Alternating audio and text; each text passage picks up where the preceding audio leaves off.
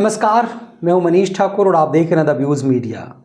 क्या भारत में राजनीति अब पूरी तरह से उल्टी गंगा की तरह बहने लगी है?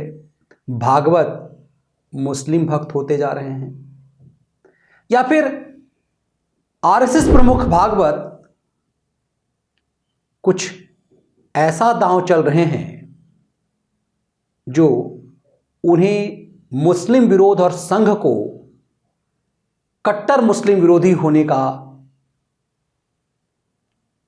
ठप्पा लगा, उसे खारिज करती रही और अपनी राजनीति चलाती रही।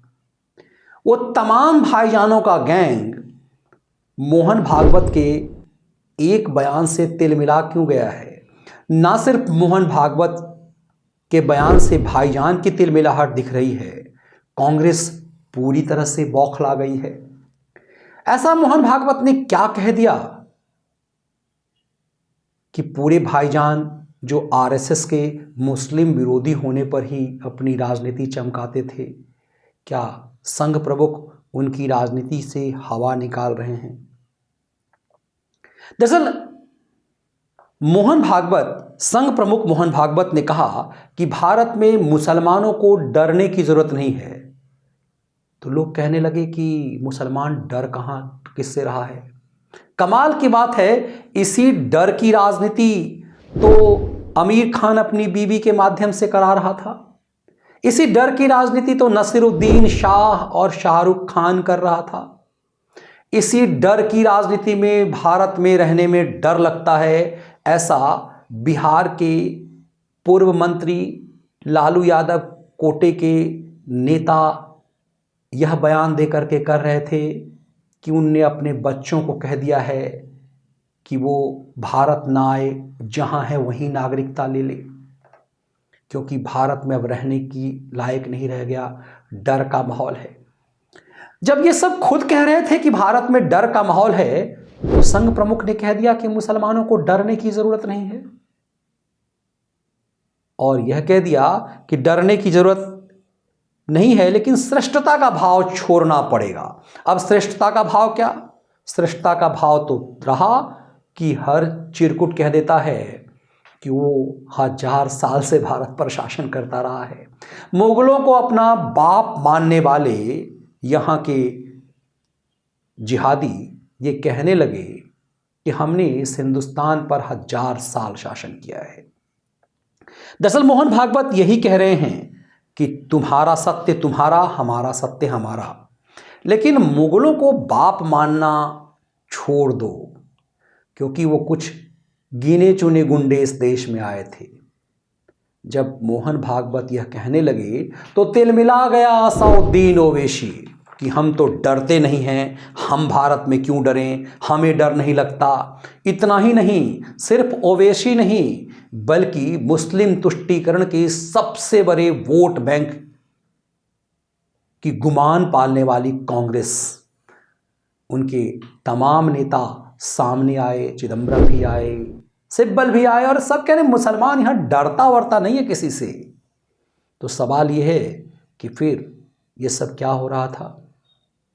ये बिहार के मंत्री, पूर्व मंत्री लालू कोटे के तुष्टीकरण की राजनीति के प्रणेता पूर्व मंत्री क्या कह रहे थे? आमिर खान क्या कह रहा था? शाहरुख खान क्या कह रहा था? नसीरुद्दीन शाह क्या कह रहा था? जावेद अख्तर क्या कह रहा था? तो ये बताता है कि डरने के नाम पर क्या सिर्फ खेल कर रहे थे? डर तो सचमुच नहीं रहे हैं, वो तो डरा रहे हैं, तभी तो कहीं सर तन से जुदा होता है। वो डर सचमुच नहीं रहे हैं, वो तो डरा रहे हैं, तभी तो किसी कन्हैया लाल का सर तन से जुदा कर दिया जाता है और कोई नुपुर शर्मा घर में छुपने को विवश हो जाती है। दरअसल कपिल सिब्बल, चिदंबरम समेत ओवैसी सच कह रहे हैं कि वो डरते नहीं हैं, दरअसल वो डरा रहे हैं। लेकिन डरने की राजनीति क्यों कर रहे थे? संघ प्रमुख ने वहीं तो चोट मारी है, तो तिलमिला गए। तब याद आने लगा कि कैसे बदरुद्दीन अजमल कहता है, असम का बदरुद्दीन अजमल, कि हम 800 साल शासन करते रहे। बंगाल का मौलाना सदीकुल्ला शेख, वही भाषा कि हम 700 साल से राजनीति करते रहे हैं। सुफैल चतुर्वेदी, ऐसे ऐसे ना जाने कितने नाम हैं। आजम खान कहता रहा हमारे पास तो विकल्प था, हम पाकिस्तान जा सकते थे, हमारे बाप दादाओं ने इतने साल शासन किया। तब समझ में आता है दरअसल मोहन भागवत इसी आकड़ को तोड़ना चाहते हैं। और जब वो सच बताने लगे तो भाईजानों की तिलमिलाहट क्यों बढ़ गई। जब उन्होंने कहा डरने की तुम्हें जरूरत नहीं, तो क्यों कहने लगे कि हमें डर नहीं है। डर तो सचमुच नहीं है। फिर इस भारत से में डर लगने का माहौल बनाने का खेल क्या है, दरअसल वही खुल गया है।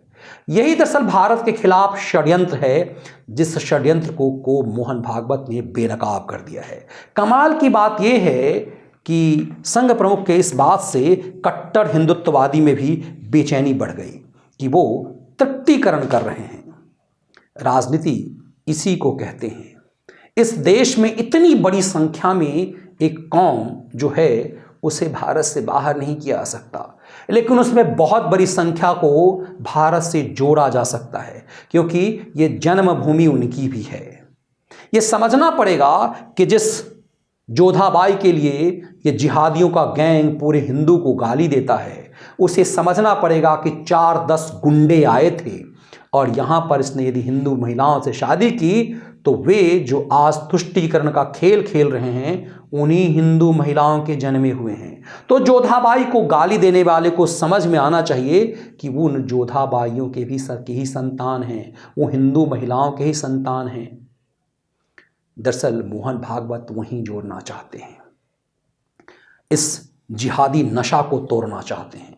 मोहन भागवत का ये दांव दरअसल संघ के मुखपत्र पांचजन्य को दिए गए उनके इंटरव्यू के बाद ये कोहराम मचा है।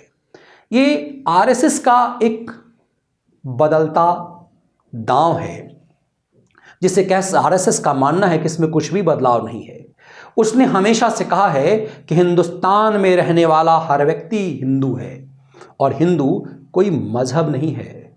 सनातन सदा से जीने वाला धर्म है, इसीलिए हर कोई हिंदू है। और वो कहते हैं कि इस दुनिया में हर मजहब, ईसाई पूरी दुनिया को ईसाई बना देना चाहता है, मुसलमान पूरी दुनिया को मुसलमान बना देना चाहता है, एक हिंदू ही है जो हर किसी को इंसान बनाए रखना चाहता है। और यही बात संघ हमेशा से कहता रहा है।